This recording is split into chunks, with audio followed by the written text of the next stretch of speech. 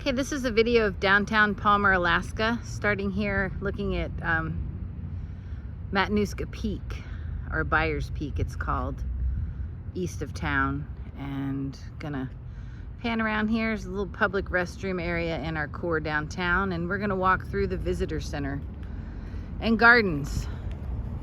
So we're gonna just play tourist. I'm not gonna have a lot to say, just gonna look at some things, and I am the gardener, but I'm not gonna bore you with a lot of details. We're just gonna look at what's happening around the property right now. And it is August the 8th, 2023.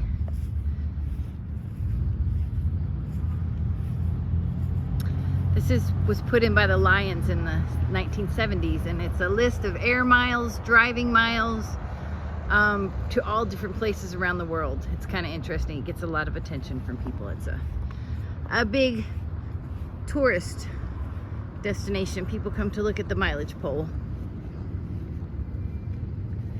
And you can see that. And there's some gardens around the pole. And then we'll pan over. There's a small rock garden here on the property too. And just gonna keep walking towards the entrance of the visitor center. And they rent bikes. You're welcome. Have a good day. We get lots of visitors here. It's very nice. So here's some flowers and some interpretive plaques. They have a walk around town. It gives you the history of town. Talks about our historic district. This here is a small garden in front of the visitor center entrance. The visitor center cabin is absolutely beautiful. I'll do a video of the inside one day. It's just a gorgeous building. They have a seating area with videos, and it's just a whole lot of nice in there. They have a beautiful gift shop too. So this is walking around, kind of peeking in the window there. There's people in our town that paint windows. They come along and they paint beautiful things on windows each season. So this is a small garden that we do in front of the visitor center. Okay, as we come around the corner here, heading into the lawn, here's a sculpture. It's called the Colony Truck, and it's a recreation of an old farm truck from the 30s, and driving it is a famous lady. Rusty Dow was her name, and even back in the 30s she was a female that drove an agricultural delivery truck. So that was kind of an interesting story. Not a lot of women doing that work back then, and she always had her dog with her in the truck. You can see him there. And this is too cute. I have to do this. Hidden underneath the sculpture is, you can see it here, it's a chicken. Henny Penny is her name, and hidden on the axle of the sculpture. So that's too cute as well. So gardens get done around the truck. We plant around the truck too. And you can see there, lot happening in the garden. This is the time when a lot of things are in bloom, so things get really happy this time of year. Have some cosmos and a beautiful tiger lily happening back here. So looking through the property, it's a great place. We have a festival on Fridays throughout the summer called the Friday Flings, and they have music and food trucks and vendors, and downtown gets very full, and there's just a lot of places for people to picnic and just hang out. And this is one of our beds where we kind of do cabbages. Have a couple of Italian heirloom cabbages here, some cauliflower coming on, a yellow cauliflower, and these beautiful peony poppies that get a lot of attention from our visitors. They are a poppy that looks much like a peony. And then we come around to the side here, and we are growing a giant cabbage. It's probably about 35 pounds. It's hidden by the poppies right now, but it's a pretty big cabbage right now. So we do that because giant vegetable growing is something that happens here in our agricultural valley. The Matanuska Valley is big on growing giant vegetables, and this is a sculpture from the same man who did that truck that we just saw. It's a beet, a zucchini, and a carrot bundle. Carrots are either judged bundled or individual, and some people plant a whole lot of seeds and somehow get that to happen. But this is one of the giant cabbage winners from years ago. It's since been surpassed. I think this one was 127 pounds. So that's an ode to our giant veggies, and some dahlias here in our whiskey barrels. This garden here is the Alaska grown garden. And we try to do veggies and flowers and mix it up, a little bit of everything here. So cabbages, kales, Swiss chard beets, collard greens, doing a lot of that here. And then this tells you what's going on. It's called actually the Matt Valley Agricultural Showcase Garden. So, and then we have little signs, interpretive signs around the garden, letting people know what they're looking at. So moving on into the garden area. We won an award this year, which was just so awesome. A beautification award, got 3rd place for the city, and that's usually something reserved for individuals and their home gardens. So we were thrilled to have been nominated and really happy to have won. So going in through here is an arbor made by the same gentleman that did the truck sculpture and the giant vegetable sculpture. So that's an arbor. It's made to look like vines and leaves, but it's made out of metal, and it's the coolest thing. So it's a nice way to enter the garden. We have quite a display gone crazy this year here in this front box of annuals. It's just all kinds of stuff, and it got very big. So as you pan around, we looking down into some perennial gardens past the bench here. The perennials, some are done, some need to be just deadheaded and out of here, but some are still doing their thing, and they're about a foot taller than they usually are, which makes no sense. We had a very cool spring, but the red things are called Maltese Cross. There's an abundance of those, and you can see we have a peony that is just getting done this late in the year. It was a very late year for peonies. Walking through a lot of different little perennials hanging out here, making a show into August. This is the showiest time of year. It'll be just gorgeous through probably the 1st, 2nd week of September. A lot of this stuff will just keep putting it on. Looking back here at another perennial bed. And gonna walk through here to our potatoes. There is a potato area here that we have. It's getting a little shaded by these beautiful trees that you see in the background. These 2 beautiful blue spruce and our windbreak area are starting to shade our potatoes, and it's a little more, they're a little slower than they used to be, but all in all I think they look good. We got a Chieftain and a Yukon Gold growing this year, and we're looking forward to harvesting those probably in about a month and a half maybe. We let them go as long as we can, so get big taties. So going around here is just another perennial bed right now that's quite weedy. We're hoping to add some more plants to that in the next few weeks if we can catch some good sales at Lowe's. Lowe's is marking their plants down, so gonna try to throw some more peonies in there and maybe replace some weeds with plants, other plants besides weeds. This is the trail back to our windbreak picnic. It's called the windbreak. There are trees that keep the prevailing wind out of the garden. And into that area, there's a picnic table back there. And it's just kind of cozy, little space. We can take a peek in. A lot of mature, beautiful trees back in here. And it's just a nice spot to hang out on a warm day, really. Okay, headed back into the garden. We're gonna pass by right now the rock garden. This is a rock garden area, an alpine rock garden. These plants are early in the year.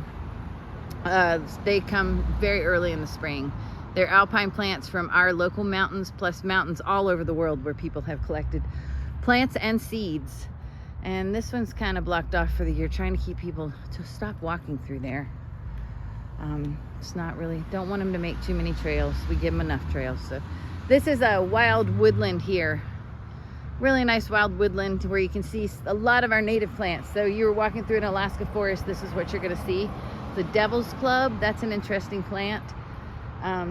Can do a lot of damage to your skin if you mess with it. And those white flowers are valerian. Valerian grows wild in our mountains. So headed through the shady trees into what we call the orchard. There are 2 beautiful crabapple trees, a golden and a red.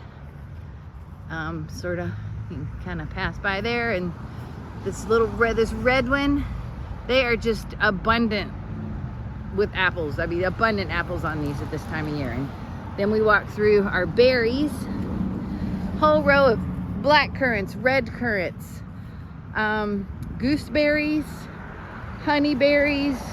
We're struggling to grow a tiny grape tree, And then you come around the end and there are 2 Evans cherry trees here in the middle, and they are a sour, delicious sour pie cherry originated in Alberta, made their way here. It's a very hardy species. You can kind of see a little close, but then we have rhubarb. Do we have rhubarb? Very, very huge rhubarb. Old plants planted original in the garden in 1988. And as far as I know, not at least since I've been here, we have not divided those. So they're big trees. Big rhubarbs get a lot of attention. This is a chokeberry. It's better just for its fall foliage. I can't say much about those chokeberries. They're not very tasty, but the foliage is amazing on that tree in the fall. More rhubarb and baby rhubarb nursery, and more black currants. And then we come around to kind of the work area, compost, all that. We had some baby snapdragons we just couldn't let go, so we had to put them somewhere. So this is squash bed. We're having some trouble with blossom end rot. Tried giving them what they want, and we're gonna see how they are in a few days. More squash, which transition into flower beds. We try to do a lot of that. Here's a flower bed with a few veggies in it. And this one has a lot of dahlias. Do a lot of dahlias. We save a lot of dahlias. That's kind of one of our nice pops of color right now. And then some veggies coming all around, and one of our annual displays. That one's kind of nice this year, colorful. And then we have some perennial annuals in there, and then these are our lettuces. We still have some of the larger lettuces left. Been harvesting out of here for a month now, and gonna have to share some lettuce soon because there's a lot. And these are a few Napa cabbages that need to be eaten as well. Headed into here, we have just a variety of veggies here. This is a little bit of everything. A little bit of everything, and then some dahlias in the middle. Moving on to our giant mulleins. Those are fun. We let those go wherever they want because they're just lovely statement in the garden. And have some more dahlias and snapdragons here. So, and then tomatoes, tomatillos. 5 or 6 different kinds of tomatoes we grow with a cold weather cloth on the ground. Actually, it's called an infrared plastic, and what it does, it encourages infrared wavelengths to heat the soil a little bit more than the surroundings. So, and here's another one of our annual displays. Annuals and some perennials. So we try to keep it colorful every year. Raspberries all down through the middle here. It's kind of, yeah, some raspberries. We encourage our guests and visitors to have a berry as they tour the garden. And then this middle area, as I back up, it's a round display. You can kind of see it. Everything's really grown up. But these beds have a variety of things in them. From perennial flowers to herbs, you name it, and you will see it in this garden. We have some peonies too that are just getting finished up, so I'll do a quick swing around here. Once again, weeding's a never-ending chore, so if you see one, pretend like you don't. And we go around here, have some, this is our herb thyme. We have thyme and a lot of different thymes in this bed, and savories and marjoram, that sort of stuff. And our giant dill, he's a big dill this year. So looking back, you get those areas there. And we have a giant inula, it is called, that grows here, Inula helenium. And we move around to some lovage. Very tall lovage has gone to seed. That's just basically a giant celery. And this is meadowsweet. This one's called Queen of the Prairie. It is a very showy pink variety of meadowsweet, which just looks like it's hanging in the air. It's an amazing plant. We love that one. And then these are grasses, native and non-native grasses, and then some native yarrow flowers. monk's hood. This is some stuff that's gotten done in this bed. But yeah, you can look down through our grass bed. We have some alfalfa, yellow alfalfa there that makes some nice showy mounds, and we just like to grow some of these big ornamental grasses. Add some texture and fun to the garden. And this is artichoke row. A lot of artichokes here just getting their chokes on and looking pretty good.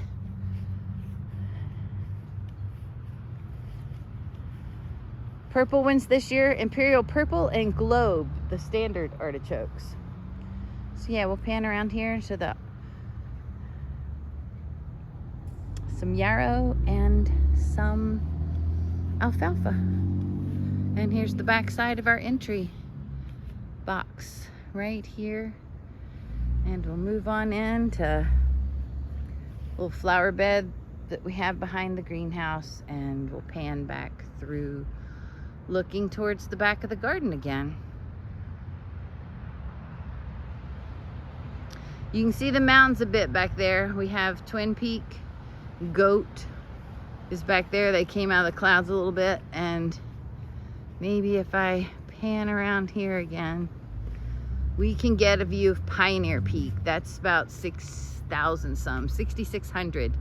That's Pioneer Peak back there. It kind of just looms over the Matanuska Valley. It's a beautiful, beautiful mountain. And we have a grove of trees back in here that people can picnic in during our warm summers. And right now we are underneath a giant lilac. And I know I said I wasn't going to go through all the plants, but I did. But some of you have seen a video similar to this. But this is our giant lilac tree. It is very nice. It's like our lilac shade tree. And I'll just end again as I did before, looking in the greenhouse. Tomatoes. Things are getting rolling. We have some lovely cucumbers. Tomatoes are happening. And lots of baby cukes happening. So yeah, we're just waiting for ripe now. Waiting for this abundance of tomatoes to begin ripening. So there's a nice one. So at any rate, that's the Palmer Showcase Garden adjacent to the Visitor Center cabin. And just wanted to update you on things that are happening here a few weeks later than the first video. So I hope you enjoyed your tour.